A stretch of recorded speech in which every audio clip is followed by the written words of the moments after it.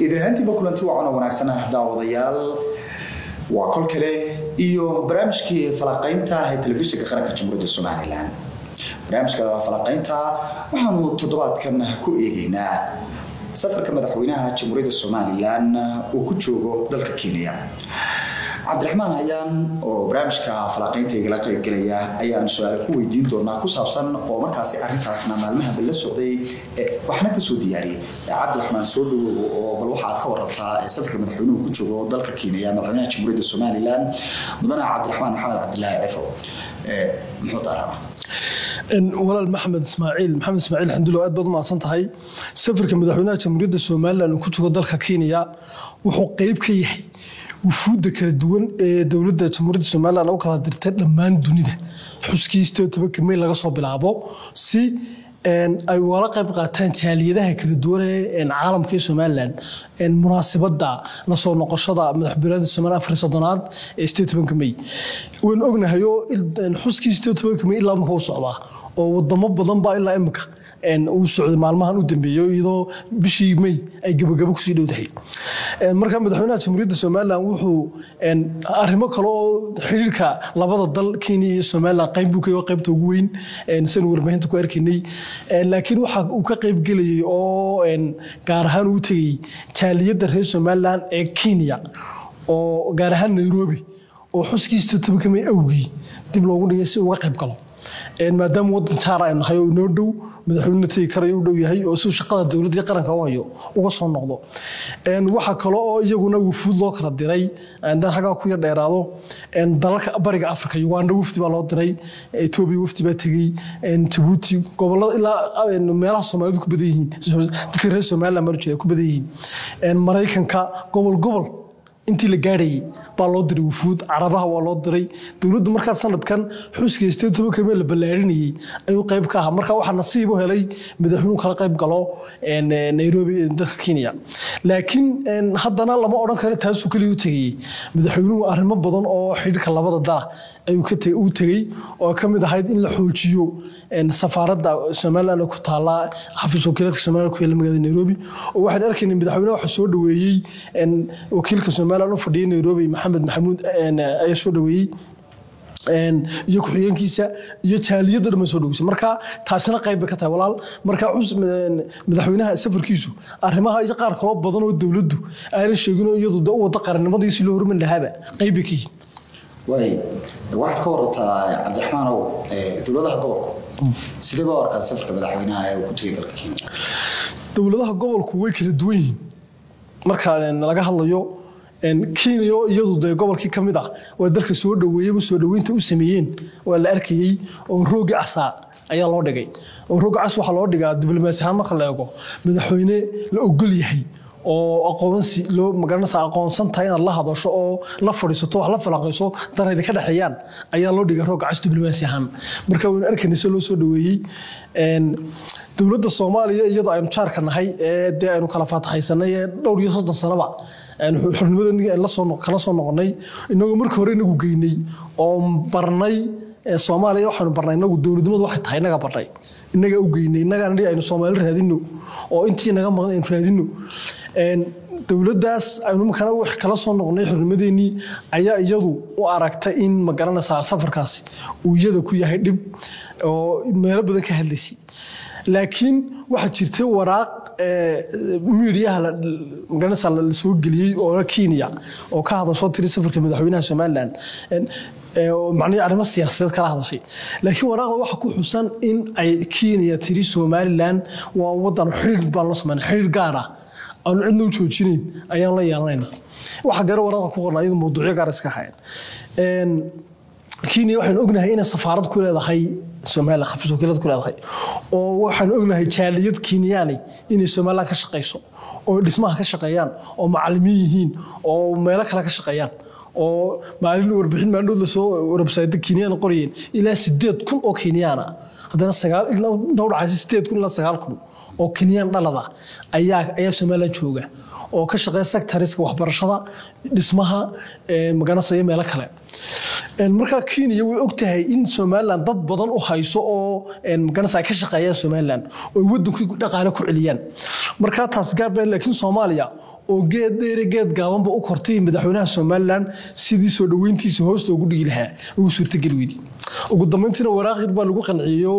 laga mariyay social media la geliyay baa lagu qanciyay oo habi ka noqdeen laakiin muhiimaddu waraaqda ma aha waxa weeyaan practical ahaan ficil ahaan madaxweynaha la soo dhaweeyay la eegaya adduunku waraaqda akhriskeeda waxa ka muhiimsan maxaa practical u dhacay maxaa macni ficiliyan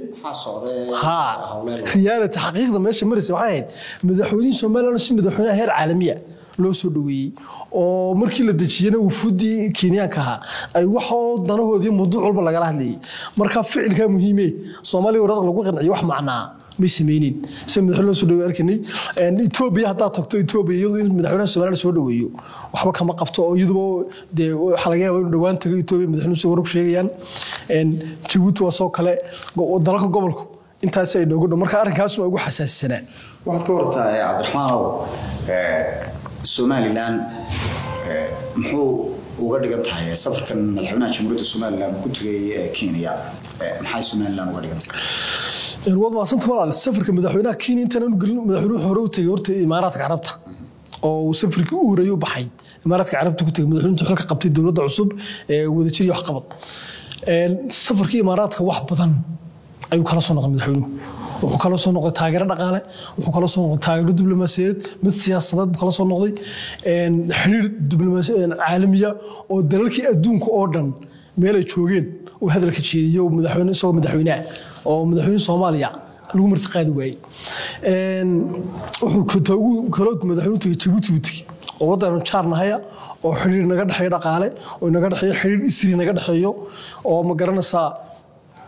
ganacsi dadku isku xuduud ay leenahay isku gooshaan habeenii maalin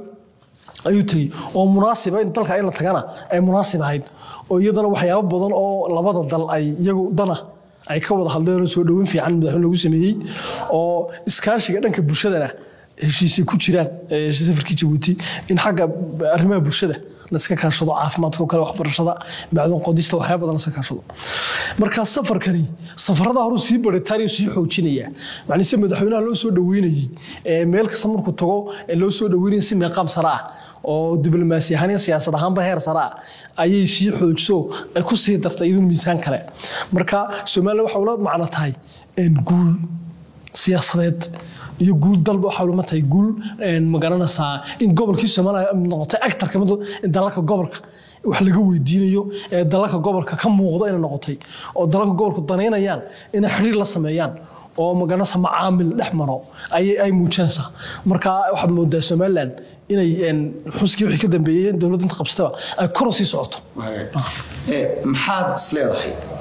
Somaliland iyo Kenya way isweydaarsan karaan oo xiriir bay ka wada sameyn karaan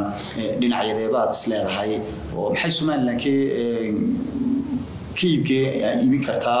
oo ay xiriir kala sameyn kartaa maxay Kenya